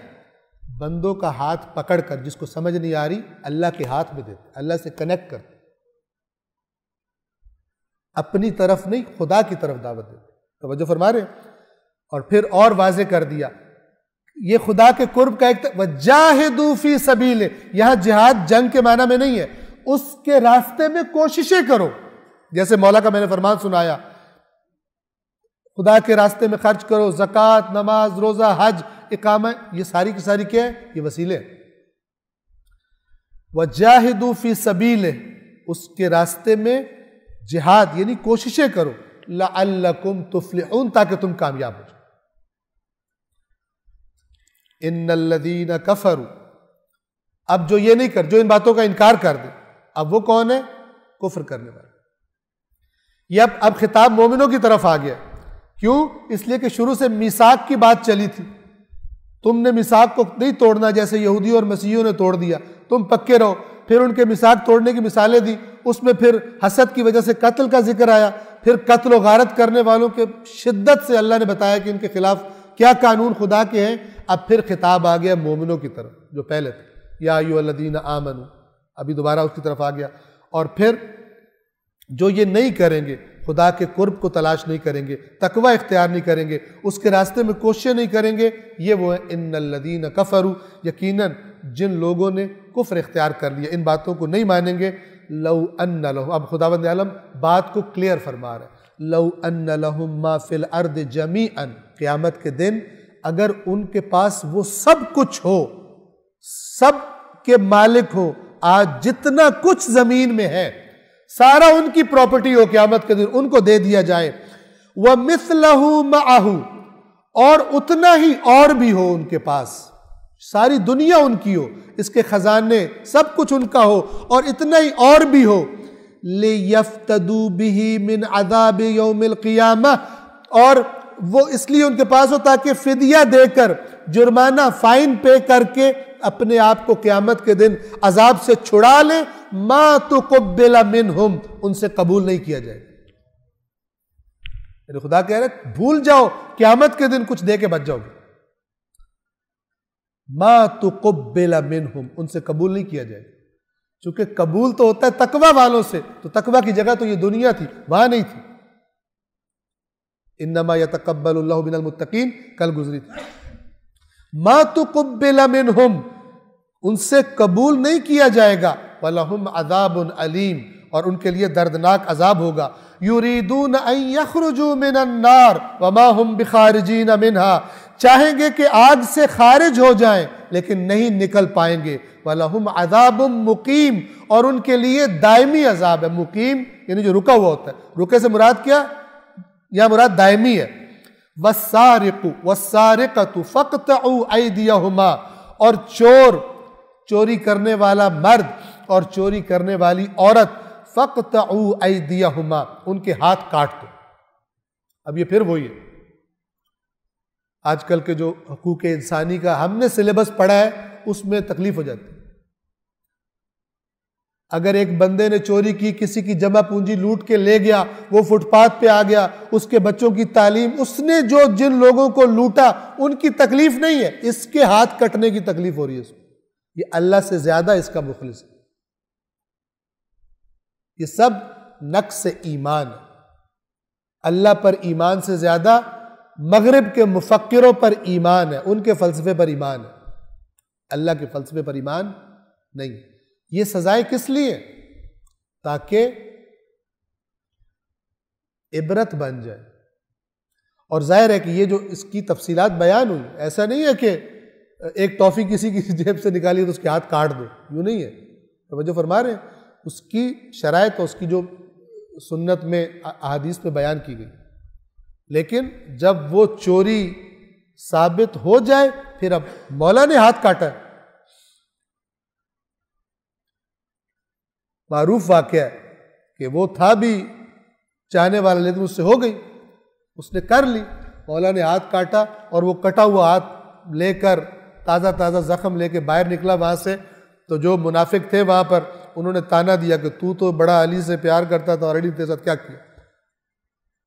وہ چونکہ پکا مومن تھا، نام کا مومن نہیں تھا، کہ اس نے ان سے کہا کہ علی نے تو مجھ پر احسان کیا، علی نے تو مجھ پر خدا کا قانون جاری کیا. اس نے تعریفیں شروع کر دی. اسی طرح ایک شاعر تھا جو مولا کی شان میں قصیدے پڑھتا تھا. اس نے ایک دفعہ اپنے ایک دوست کے ساتھ مل کے شراب پی لی، دوست بھاگ گیا، یہ پکڑا گیا، مولا نے بندے بھیجے، یہ پکڑا گیا. مولا نے اس پر شرابی کی حد جاری کی، اس کا قبیلہ آ گیا، ہمیں پہلے لوگ آپ کی وجہ سے بڑے تانے دیتے ہیں کہ تم بڑے علی کے وہ کرتے ہو، شانے پڑھتے ہو، اب اگر آپ نے ہمیں سزا دی ہمارے ہاتھ پلے تو کچھ نہیں رہ جائے گا. مولا نے کہا دوں گا سزا. مولا وہ ہے ہی نہیں کہ جو قصیدے سن کے تو اللہ کے قانون کو چینج کر دے. انہوں نے اس کو کوڑے بھی مارے اور 10 ایکسٹرا مارے کیونکہ ماہ رمضان تھا. ادھر بعض لوگ ماہ رمضان میں نے دیکھا مولا کے نعرے مار رہے ہوتے ہیں اور روزہ نہیں رکھا ہوا. تو مولا کو جب پیشی ہوگی تو پتہ چلے گا نا. تو 10 ایکسٹرا مارے تو غصہ آیا ان کو، کہا کہ چلے آپ نے ہماری بات تو نہیں مانی، آپ نے بندے کو مارا ہے، چلے یہ ہم نے کر لیا. قبیلہ دیکھ جو خاندانی جوش ہوتا ہے، غیرت برادری کی کیسے مرنے. کہا کہ تو اب مار تو لیا آپ نے، ایکسٹرا کیوں مارے آپ نے؟ مولانا نے کہا اس لیے کہ اس نے حد کے حرمت کی ہے اللہ کے مہینے کی، ایکسٹرا 10 اس لیے مارے. یہ مولا علی ہے. رزلٹ کیا نکلا؟ شام ٹرانسفر ہو گیا، بندہ شام چلا گیا. وہاں پر شاعری کے میں فن دکھاؤں گا، چونکہ یہاں پر تو مار پڑتی ہے. توجہ فرما رہے؟ اصل قانون خدا ہے جس کی پاسداری ہونی ہے. اگر میں قانون خدا پہ عمل نہیں کرتا اور میں شاعری کر رہا ہوں اہل بیت کی شان میں، نہ. شرابی ہے، ادھر سے شاعر بھی بڑا زبردست ہے، بڑی بڑی باریک لطیف منقبتیں کی ہوئی ہیں. اگر منقبتوں میں تاثیر ہے تو وہ تجھے یہاں پر تیری اصلاح کا سبب بن جائیں گی. لیکن اگر تو مرتے دم تک شرابی کبابی ہے تو پھر یہ کوئی اور چیز ہے. اس کی وجہ داد ہے جو ملتی ہے. اگر اہل بیت سے قرب ہوتا تو تجھے حیا آ جاتی کہ میں نے شراب نہیں پینی. میرا مولا علی ہوتا مجھے کوڑے مارتا یہاں پر، کہ جو میں ہر دوسرے دن پی رہا ہوتا ہوں مثال کے طور پر. یہ اپنا بنایا ہوا دین، واہ واہ سبحان اللہ کیا بات، یہ دین نہیں ہے. دین وہ ہے جو اللہ نے بیان کیا اور جس کی پاسداری کے لیے اہل بیت قربان ہو گئے. اگر امام حسین کمپرومائز کر لیتے یزید کے ساتھ، وہ اپنے بھی شاعر، خود بھی منقبتیں لکھتا، بہت زبردست شاعر تھا، خود بھی قصیدہ لکھ رہا ہوتا. آپ کو پتا ہے یزید بڑا زبردست شاعر تھا، لیکن نہیں کمپرومائز کر. یہ بھی کہہ سکتے تھے تم اپنے کام سے کام رکھو تو کوئی نہ کوئی ایگریمنٹ ہو جاتا. نہیں ہوا، شہید کر دیے گئے، بچے ذبح کر دیے گئے. اب یہ ایک بندہ وہی حرکتیں کر رہا ہے جس سے روکنے کے لیے، جس سے امت کو بچانے کے لیے قیام ہو رہا ہے. ایک بندہ وہی حرکتیں کرتا ہے، پھر منقبت لکھ دیتا ہے، پھر اس کو خواب آ جاتا ہے کہ میں تو یوں چھو منتر سے جنت میں چلا گیا، مجھے تو فرشتوں نے ہاتھ لگانے لگے، خبردار اس کو ہاتھ مت لگانا. یہ نہ قرآن پڑھا نہ حدیث پڑھی، خوابوں سے جنت مل رہی ہے آج. خواب سوچ سمجھ کے بلیو کیا کرے. جب خواب ہوتے ہیں یہ جو خواب تم سنا رہے ہو اس کا قرآن حدیث سے کیا لنک ہے؟ کہیں قرآن نے بھی کہا ہوا بغیر توبہ کے چلے جاؤ گے جو حرکتیں کرتے ہو؟ نہیں کہا. باور کیجئے یہ یہودیوں مسیحیوں نے بھی یہی کیا ہوگا، ان کو بھی خواب آتے ہوں گے، ٹھیک ہے نا. ان کو بھی تورات انجیل پسند نہیں تھی، اس میں تعریف کرتے تھے. اللہ کے قانون کو جاری کرنے کا جب موقع آتا تھا، یہ بات ہی ساری وہ ہو رہی ہے. ابھی اگلی جو آیات ہے وہ یہی ہے کہ یہ آپ کے پاس آتے ہیں کہ آپ فیصلہ کریں. آتے کیوں ہیں؟ اس لیے کہ تورات کا حکم سخت ہے، کہتے ہیں چیک کرو شاید ادھر سے اگر تمہیں کنسیشن مل جائے تو اسی کو قاضی بنا لو. اور اللہ کہتا ہے یہ آپ کو کیسے قاضی بنا دیں؟ یہ مخلص ہوتے تو آپ پر ایمان نہ لے آتے. یہ اور چکر میں ہے کنسیشن لینے کے کہ آپ پر ڈال دیں گے کہ چلو وہ بھی تو کہتا ہے اللہ کا نبی ہے تو اس نے کیا فیصلہ کر دیا. اور جب آپ وہی فیصلہ کریں گے تو پھر کہیں گے چھوڑو اس کو. اللہ کے قانون سے بھاگنا دوڑنا، مومن وہ ہوتا ہے جنت اس کے لیے، قرآن کہتا ہے اعدت للمتقین، جنت ہم نے متقین کے لیے تیار کی ہے. اور ہم اپنے مولا کو کیا لقب یاد کرتے ہیں؟ امام المتقین. پھر بندہ کہتا ہے میں نے متقی تو نہیں بننا منقبت لکھ کے میں مثلا یا پڑھ کر وہ میں جنت میں چلا جاؤں گا. ایسا نہیں ہوتا. انما تجزون ما کنتم تعملون، تمہیں اس کی جزا ملے گی جو تم عمل کرتے تھے. بس انما صرف کا معنی، یا ان آیات کو اٹھا کر سائٹ پہ کر دیجئے، سائٹ پہ کر دی گئی ہیں اس لیے تو پڑھنے کو نہیں دیتا. تب پھر جو مرضی افکار بنائے اور کرتے رہیں. والسارق، یہ یاد رکھیے، یہ تو نہیں کہ اللہ تعالیٰ بہت سخت ہے. یہ ساری باتیں کیوں عرض کر رہا ہوں؟ اس لیے کہ خدا نے قانون یہ بیان کیا ہے. لیکن جب کوئی بندہ پلٹتا ہے خدا تو ایک منٹ نہیں، ایک سیکنڈ نہیں لگاتا اس کی توبہ قبول کرنے میں. اور وہ جو پہلے کہہ رہا تھا ان کے ہاتھ کاٹ دو، یہ کر دو، وہ کر دو، میں دردناک عذاب دوں گا، وہ فوراً کہتا ہے اب اگر تیرے آسمان و زمین جتنے بھی گناہ ہیں اب مت سوچنا کہ میری رحمت تھوڑی ہے، تیرے گناہ زیادہ ہے. لیکن کس کے لیے؟ الا الذین تابوا، واپس آ جائے. نہ کہ میں توبہ تو نہیں کروں گا، میں تھوڑی سی رشوت دے کے پاس ہو جاؤں گا. یہ نہیں ہے خدا کا کام. یہ من گھڑت ہے. یہ اللہ کی یہ باتیں اگر خدا کی آیات کے سامنے رکھی جائے تو کوئی اس کا آپس میں میل لگتا ہی نہیں. لگتا ہے یہ کوئی اور جگہ سے بات آئی ہے، یہ کسی اور جگہ سے بات آئی. چوری کرنے والے مرد اور چوری کرنے والی عورت کے ہاتھ کاٹ دو، جزاء بما کسبا، جو انہوں نے کام کیا ہے اس کی جزا. یہاں پہ جزا دیکھیں سزا کے معنی میں، عربی میں جزا اچھی بھی ہوتی ہے بری بھی ہوتی ہے. جو انہوں نے کسب کیا ہے اس کی جزا میں ہاتھ کاٹ دو. نکالم من اللہ، اللہ کی طرف سے یہ عبرت ہے. کٹے ہوئے ہاتھ عبرت ہوں گے دوسروں کے لیے کہ یہ کام نہیں کرنا. ورنہ چونکہ انسان جب سامنے دیکھتا ہے ڈر جاتا ہے. جیسے ابھی کچھ لوگ ہاتھ کاٹنے سے اس کے تصور سے ڈر رہے ہیں، ٹھیک ہے نا. خدا بھی چاہتا ہے کٹا ہوا ہاتھ دیکھ کے چور بھی ڈرے کہ ہاتھ کاٹ دیا جائے گا یا سولی پہ چڑھایا جائے گا، فلان کیا جائے گا، پتہ چلے. یہ ساری جو اللہ کی بتائی ہوئی سزائیں ختم کرنے کی کوششیں ہیں دنیا میں، کس لیے؟ اس لیے کہ ابلیس چاہتا ہے دنیا میں جرائم بڑھے، دنیا میں کرپشن بڑھے. اور وہ کب کنٹرول ہوتی ہے؟ ایک دنیا میں سزا سے ہوتی ہے. وہ سزائیں ہلکی کرو، کم کرو تاکہ کرپشن بڑھتی چلی جائے. اور یہ ہو رہا کس بات پر ہے کہ جب انسان اپنے آپ کو اللہ سے بڑھ کر انسان کے حقوق کا محافظ سمجھتا ہے. وہ شیطان اس کو محافظ نہیں بنا رہا ہوتا. یہ جو جن کی پھر لگامیں طاقتوروں کی ڈھیلی چھوڑ دی جائیں گی، سزائیں ہٹ جائیں گی، پھر یہ جو مرضی بدماشی کریں، کبھی پیسہ لگائیں کبھی کچھ کریں، ان کو پتہ ہوگا سزائے موت تو ہو نہیں سکتی، جیل میں بھی ہم نکل آئیں گے. جیسے آپ مثالیں دیکھتے رہتے ہیں. واللہ عزیز حکیم، اللہ بہت غالب آنے والا اور صاحب حکمت ہے. خدا کہہ رہے ہیں میں حکیم ہوں، یہ سزائیں میں بتا رہا ہوں تمہیں اگر اپنے معاشرے کو صحیح رکھنا چاہتے ہو تو. اور دیکھیے فوراً پھر کیا فرمایا، فمن تاب من بعد ظلمہ، اور جس نے توبہ کر لی ظلم کے بعد. یہ قرآن وَأَصْلَحَ، اور اصلاح کر لی، نہ کہ میں توبہ بھی کر رہا چوری بھی کر رہا. جس نے توبہ کر لی اس کے بعد اور اپنی اصلاح کر لی، فَإِنَّ اللَّهَ يَتُوبُ عَلَيْهِ، اللہ بھی اس کی توبہ قبول کرے گا. إِنَّ اللَّهَ غَفُورٌ رَحِيمٌ، بے شک اللہ مغفرت کرنے والا اور رحیم ہے. لیکن اس کا قانون وہ تمہارا زیادہ مخلص ہے. الم تعلم، اب خدا پھر اپنے اقتدار کی طرف اشارہ فرماتا ہے جو پہلے بھی کئی دفعہ ہو چکا. الم تعلم، کیا تو نہیں جانتا، ان اللہ لہ ملک السماوات والارض، یہ کہ اللہ ہی کے لیے ہے آسمانوں اور زمین کی بادشاہت. تو پھر قانون بھی بادشاہ کا چلتا ہے، دوسروں کے قانون کیوں بناتے؟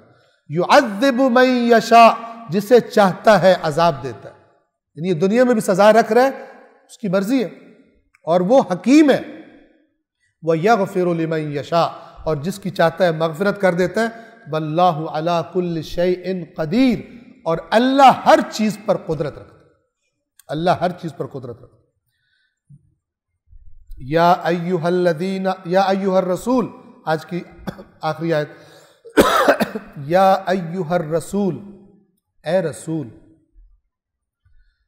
توجہ سے سنیے، لا یحزنک، تجھے غمگین نہ کرے۔ کچھ ایسے کام کرتے تھے لوگ کہ ان کو دیکھ کے رسول اللہ غمگین ہو جاتے کہ یہ کیوں کر رہے ہیں۔ اللہ کہہ رہا ہے چھوڑ دیں، آپ غم نہ کریں۔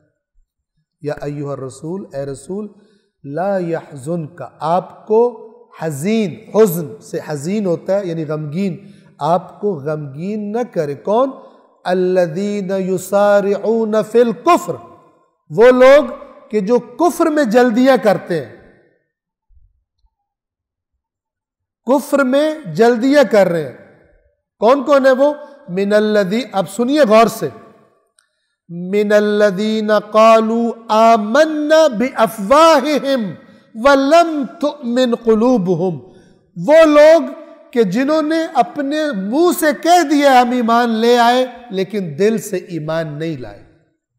اب ان کی کفر میں پھرتیاں دیکھ کر آپ غمگین نہ ہو کہ یار اس نے تو کلمہ پڑھا ہوا تھا، یہ کیوں یہ حرکت کر رہا ہے۔ اللہ آپ سے کہہ رہا ہے غم نہ کرے، اور وضاحت بھی کر رہا ہے، انہوں نے کلمہ پڑھا ہے لیکن منہ سے پڑھا ہے، دل میں ان کے اور ہی بستی ہے چیزیں،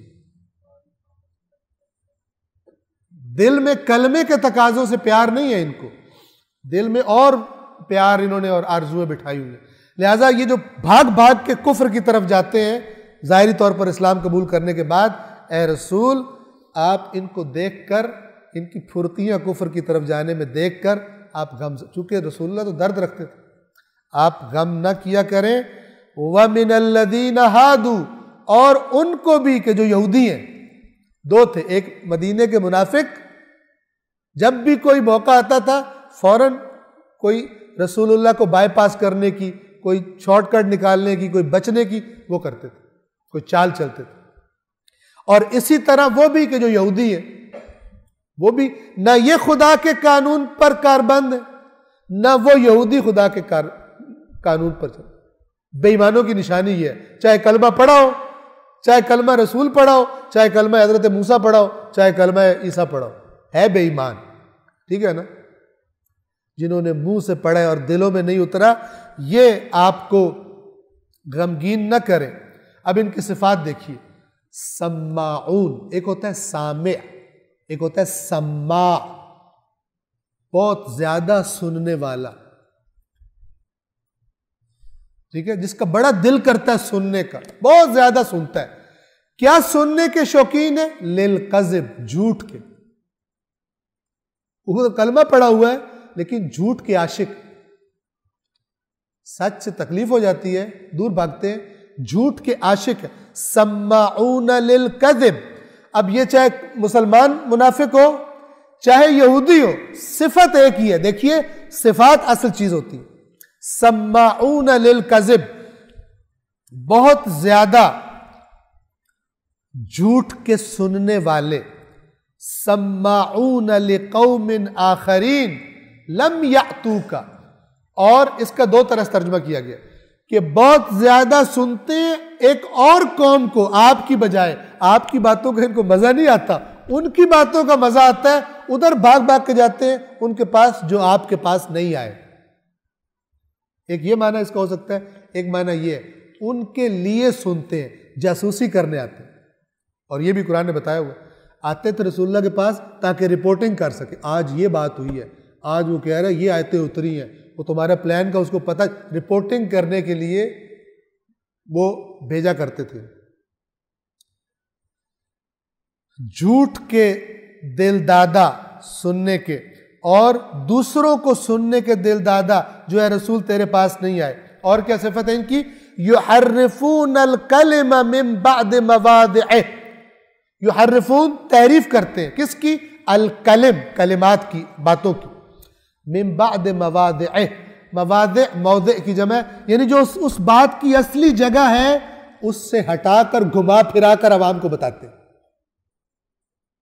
آپ کے لیے نہیں ہے، یہ تو یہودیوں کے لیے، ٹھیک ہے نا، یہ ان کو کہہ رہے ہیں۔ وہ بتاؤ کس وجہ سے یہودی کو اللہ برا کہہ رہے ہیں؟ وہ اگر تیرے میں ہے تو بھی اسی لائن میں کھڑا ہے۔ جیسے یہاں پہ مسلمان منافق اور یہودی دونوں کی ایک صفت بتا رہا ہے، جھوٹ سننے کے شوقین ہے، جھوٹ سننے کے یقین ہے، شوقین ہے آپ کو چھوڑ کر آپ کی باتیں رسول پڑھا کلمہ ہوا ہے لیکن دوسروں کی باتیں ان کو زیادہ مزہ دیتی ہیں، آپ کی بات نہیں سنتے۔ کیوں؟ اندر کے بے ایمان ہے، اندر کے بے ایمان کو بے ایمانی کا مزہ آئے گا یا حق سننے کا مزہ آئے گا؟ اسے تو حق سننے سے تکلیف ہوگی، کہے گا یہ کیا ہو گیا؟ یحرفون الکلم من بعد مواضعہ، کلمات کو تحریف کر دیتے ہیں ان کی جگہ کے، جب وہ اپنی جگہ پر بتا دیے گئے یہ بات، یہ اس کا مقام، یہ اب عالم صاحب ہے، گھما پھرا کے چکر دے دیتے، تحریف کرتے۔ یقولون، کہتے ہیں، ان اوتیتم ھذا، اگر تمہیں یہ دے دیا جائے، فخذوہ، تو لے لینا، وَإِن لَمْ تُؤْتَوْهُ فَاحْذَرُوا، اور اگر یہ نہ ملے تمہیں تو پھر بچ جانا۔ یہ کہہ رہے تھے رسول اللہ کے پاس جاؤ، ٹھیک ہے، ان کو اپنا مسئلہ پیش کرو، فیصلہ لو، اگر تو دیکھو کہ جو ہم کہہ رہے ہیں وہی کہہ رہے ہیں تو لے لینا، اور اگر دیکھو کہ جو ہماری رائے سے اس کی رائے نہیں ملتی پھر احتیاط کرو۔ یہ رسول اللہ کے بارے میں ایڈوائز کر رہے ہیں اپنے پیروکاروں کو، ہماری جو ہم سے تم نے سنا ہے اس کے مطابق ہو، جو مان لو، اس کے مطابق نہ ہو اس کی بات نہیں مانی۔ اور اس کے بیک گراؤنڈ میں جو روایت ہے ایک وہ یہ ہے کہ ایک بڑے نے یہودی نے، خیبر کے یہودی نے کوئی بڑا جرم کیا، گناہ کیا، جس کی سزا سخت تھی تورات میں لکھی ہوئی۔ تو جو خیبر کے 2 نمبر علماء تھے، انہوں نے چونکہ بندہ مالدار تھا، اس کو بچانا تھا، انہوں نے خط لکھا مدینے والے یہودیوں کو کہ ذرا تم جاؤ محمد صلی اللہ علیہ وآلہ وسلم کے پاس اور ان سے پوچھو کہ اس کی کیا سزا ہے۔ تو اگر تو وہی سزا ہو جو ادھر تورات میں لکھی ہوئی ہے پھر چھوڑ دو، پھر کوئی اور طریقہ سوچیں گے مثلا، اور اگر کوئی ہلکی والی سزا ہو تو اپنے لفظوں میں کہہ رہا ہوں، ان کے کندھے پہ ڈال کے اپنا بندہ بچا لو کہ وہ تو رسول، اس نے بھی تو کہہ رہا میں رسول ہوں، تو چونکہ ایک بڑی شخصیت ہے رسول اللہ مدینے کی۔ آپ دیکھیں 2 نمبری دیکھیں کیسے کرتے، یہ والی عدالت سخت سزا دے رہی ہے، دوسری کورٹ سے رجوع کر، ٹھیک ہے نا؟ جیسے آج کل ہم دیکھا تھانوں میں کیا کرتے ہیں، کہتے ہیں جی یہ افسر بڑا سخت انکوائری کر رہا ہے، انکوائری تبدیل کرا لو، پہ پیسے دے کے انکوائری کسی اور پہ لگوا لو، یہ بندہ بات ہی نہیں مانتا، سمجھتے ہیں انکوائری تبدیل کرا کے اللہ تعالیٰ کے پاس سے ہی بچ جائے گا، انکوائری تبدیل ہو جائے گی۔ یہ بھی اپنی تورات پر ایمان رکھتے ہیں، اس کا حکم نہیں کر رہے، کہتے ہیں چیک کرو اگر وہاں سے کوئی چیز ملتی ہے وہاں سے لے لو۔ یہ بتا رہے کہ بے ایمان ہے، نہ تورات کو مانتے ہیں، یہ اپنے آپ کو مانتے ہیں، اپنی خرابیاں کرنا چاہتے ہیں، ہاں چاہتے ہیں کہ نام دین کا بن جائے تاکہ دین بھی رہے اور دنیا بھی چلتی رہے، ٹھیک ہے نا؟ جیسے کچھ لوگ آتے ہیں، مولانا صاحب یہ کام میں نے کرنا ہے، تو مولانا صاحب نے آگے سے کہا کہ نہیں یہ جائز نہیں ہے، انہوں نے کوئی طریقہ نکالے نا، آپ ہی کہتے ہیں اسلام میں ہر چیز کا حل موجود ہے، اسلام میں حرام کو حلال بنانے کا تھوڑا حل موجود ہے، کچھ کریں پلیز، کچھ کریں، یہ یہودی کچھ کر دیتے تھے، جب مالدار بندہ آتا تھا کہتے تھے ٹھیک ہے کچھ کرتے ہیں، آپ کچھ ٹائم دیں اور کوئی تھوڑا چندہ بندہ دیں، سیٹنگ کر لیتے ہیں۔ جیسے جائے نا کچھ پیروں کے بعد کہتے ہیں کہ یہ آپ کا کام بڑا سخت ہے، 20 بکرے لگیں گے اس پر، 20 بکرے، اور وہ بھی اس فراڈ میں آ کے پتہ نہیں 20 بکرے اور 30 بکرے کر رہا ہوتا ہے۔ اگر یہ تمہیں دے دی، اگر تمہیں یہ مل جائے تو لے لو، اور اگر یہ نہ ملے تو فاحذروا، پھر بچو، دوری اختیار کرو۔ اب اللہ فرما رہا ہے، غور سے سنیے، وَمَن يُرِدِ اللَّهُ فِتْنَتَهُ، جس کو اللہ نے فتنے میں ڈالنے کا ارادہ کر لیا، فَلَن تَمْلِكَ، میں نے آپ کو معنی بتایا تھا، تو پھر ہرگز کبھی بھی اے رسول فَلَن تَمْلِكَ لَهُ مِنَ اللَّهِ شَيْئًا، پھر تو اب کوئی اختیار نہیں رکھتا کہ اس کو بچائے اللہ سے۔ سمجھنے والی بات کہ اب غور سے سنیں، آپ کے ذہن میں سوال ہے اللہ نے جس کے فتنے کا ارادہ کر لیا کیا مطلب ہے؟ زبردستی نہیں. آیت میں جب تدبر کیا جاتا ہے تو اللہ اگر زبردستی کرے تو سزا دینا انصاف ہے؟ نہیں، جب تک کہ خود اختیار سے خرابی نہ کی ہو. یہ خدا اپنا قانون بتا رہا ہے کہ انہوں نے جو رویہ اختیار کر لیا 2 نمبریاں کرنے کا اور تحریف کرنے کا، اس کا رزلٹ میں نے جو رکھا ہوا ہے وہ فتنہ ہے. اور کیونکہ انہوں نے یہی رویہ اختیار کیا جس کے نتیجے میں انہوں نے جہنم میں جانا ہے، تو اب اللہ نے بھی اللہ کے اس ارادے کی زد میں آ گئے جو 2 نمبروں کے بارے میں خدا کا ارادہ ہے. اور جس کے بارے میں خدا یہ ارادہ کر لے، آپ بھی اب اس کے بعد کہیں کہ اللہ ان کو چھوڑ دے، تو اے رسول فلن تملکا، تیری ملکیت میں کچھ نہیں ہے، لہم من اللہ شیئا، ان کے لیے اللہ کے پاس کچھ بھی چیز، کوئی اختیار نہیں ہے آپ کا کہ آپ ان کو چھڑوا لیں. یہ قرآن یہ ہے. وَمَن يُرِدِ اللَّهُ فِتْنَتَهُ، اور جس کے فتنے کا ارادہ کر لے یعنی عذاب کا، فَلَن تَمْلِكَ لَهُ مِنَ اللَّهِ شَيْئًا، انہوں نے ترجمہ یہ کیا ہے کہ جسے اللہ گمراہ کرنا چاہے اسے بچانے کے لیے اللہ نے آپ کو کوئی اختیار نہیں دیا. کیا مطلب؟ وہ ٹھیک ہو، وہ راستہ سیدھے راستے سے آئے، وہ سر جھکائے خدا کے سامنے، پھر اللہ تعالیٰ ویلکم کرے، غفور و رحیم ہے. لیکن وہ اگر ڈٹا ہوا سرکشی پر، اور آپ بھی اگر چاہیں کہ چھڑوا لیں گے، نہیں چھوڑیں. قیامت میں بھی یہی جلوہ ہوگا. جو یہ طبیعت لے کے دنیا میں یہ حرکتیں کر کے گئے اللہ کے پاس، پھر کہتے شفاعت ہو جائے گی. یہ شفاعت نہیں ہوگی، یہ قرآن والی شفاعت نہیں، کہیں اور سے مینوفیکچر ہوئی ہے تو وہ پھر الگ بات. اولئک الذین لم یرد اللہ ان یطہر قلوبہم، یہی وہ لوگ ہیں جن کے بارے میں اللہ نے ارادہ ہی نہیں کیا کہ ان کے دلوں کو پاک کرے. کیا مطلب؟ ان کے دلوں میں جو بیماری ہے جب تک خود اس کی فکر نہ کرے یہ رہے گی، پاک نہیں ہو سکتی. اس صفت والے کے دلوں کو اللہ نے پاک نہیں کرنا، یہ کہہ رہا ہے اللہ. اللہ نے ارادہ ہی نہیں کیا کہ ان کے دلوں کو پاک کرے. لہم فی الدنیا خزی، دنیا میں بھی ان کے لیے رسوائی ہے. وَلَهُمْ فِي الْآخِرَةِ عَذَابٌ عظیم، اور ان کے لیے آخرت میں بھی بڑا عذاب ہے. آج کا درس یہاں پہ تمام. آپ سے ریکویسٹ کروں گا، دیکھیے قرآن کے بارے میں یہ مت کبھی بھی کیجیے گا، چاہے میرا مسئلہ ہو چاہے کسی کا مسئلہ ہو، کوئی بھی ہو، کہ آپ نا قرآن پڑھیں کہیں کہ جی فلانے عالم نے یوں بتایا ہے، دوسرے سے کہیں آپ بتائیں، تیسرے سے کہیں آپ بتائیں. یہ نہیں ہے طریقہ. طریقہ کیا ہے؟ پہلے خود کھولیں، دیکھیں کہ ہے کیا، اس سے پہچان کر پھر دیکھیں کون صحیح بتا رہا ہے کون غلط بتا رہا ہے. بات سمجھ رہے ہیں؟ اگر آپ نے یہ رکھا نا کبھی، مثلا فرض کریں آپ ایک آیت سنتے ہیں، آپ کہتے ہیں یار یہ تو بڑا سخت ہے، ہمارے وہ بڑے اچھے مولانا ان سے پوچھتا ہوں، جا کے ان سے جا کے پوچھیں گے، وہ کہیں گے آپ ٹھیک ہے. اب بندہ جو پڑھا لکھا ہوتا ہے وہ گھما بھی اچھے طریقے سے سکتا ہے. مثال دے رہا ہوں، تو آپ کہیں اچھا وہ مولانا تو یار وہ تو پتہ نہیں یہ کہہ رہا تھا. یہ وہ مولانا نہیں کریں آپ، پہلے دیکھیں قرآن میں لکھا کیا ہے، کمپریہینڈ، سمجھنے کی کوشش کریں اس کو. ایک ترجمہ دیکھیں، 2 ایکوریٹ ترجمہ دیکھیں، اس سے کیا تصویر آتی ہے ذہن میں، اس کے بعد دیکھیں کون ٹھیک ہے بندہ کون غلط ہے. قرآن کو معیار بنائیں. قرآن معیار بن سکتا ہے، قرآن ہی معیار ہے. بیان، نور، ہدایت، فرقان. تبارک الذی نزل الفرقان علی عبدہ لیکون للعالمین نذیرا.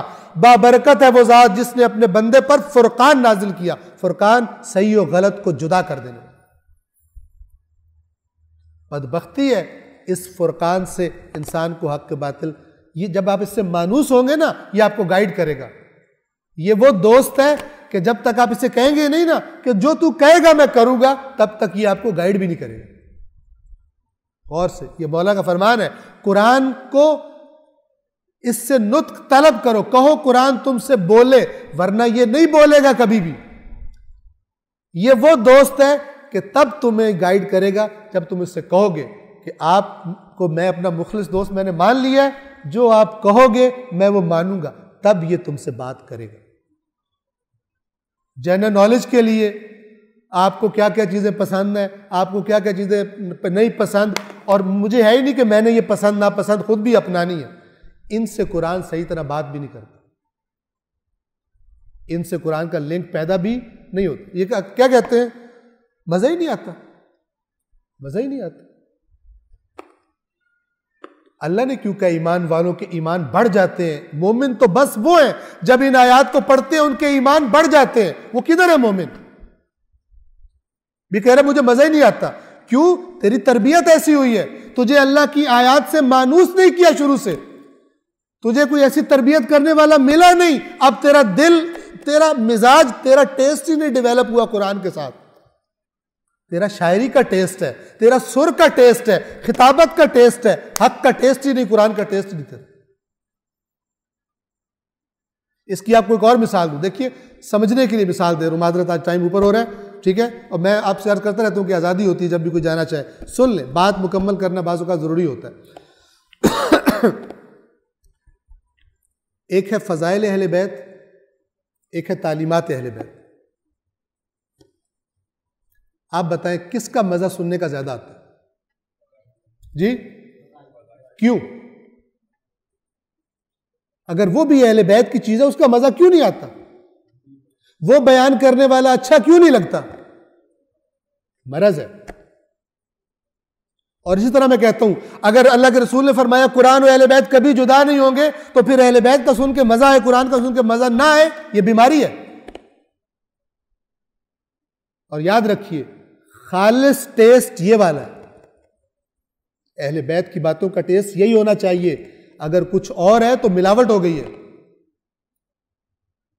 خالص دودھ میں پانی ملا دیا گیا ہے. اگر ہمیں لگے یار قرآن پڑھو تو اور لگتا ہے دین، اور جو پیر صاحب بتاتے ہیں وہ اور لگتا ہے، کدھر جائیں ہم؟ کدھر نہیں جاؤ، قرآن کی طرف آؤ. توجہ فرما رہے ہیں؟ پیروں کی سلیکشن میں بھی قرآن سے پوچھو کیا صفات ہونی چاہیے میرے لیڈر میں جس کو رہنما بناؤں. اس کے لب و لہجے کو اپنانے کی تب پھر مسائل، ورنہ یوں ہی گنگا بہتی رہے گی الٹی جیسی بہ رہی. ہم کدھر جائیں؟ بہت سارے لوگ جی کہتے ہیں او جناب تسی آتے ہو تو کچھ اور کہتے ہو، وہ فلانے صاحب آتے ہیں ہم وہ اور کہتے ہیں، ہم کدھر جائیں؟ غریب تم قرآن کی طرف آؤ. غریب تم نہ کسی کی بات سنو. تمہیں خدا نے اتنی بڑی دولت دی ہے، تم کیوں کہہ رہے ہو ہم غریب کہاں جائیں؟ تجھے سمجھ نہیں آتا. لغویات. پروردگار عالم سے دعا ہے پروردگار قرآن کریم اور محمد و آل محمد کے صدقے اللہ تبارک و تعالیٰ کی کتاب اور محمد و آل محمد کے فرامین کو سنجیدگی کے ساتھ پڑھنے، سمجھنے اور ان پر عمل کرنے، اور اپنی اولادوں کی بھی انہی کے سائے میں تربیت کرنے کی ہم سب کو توفیق عطا فرمائے.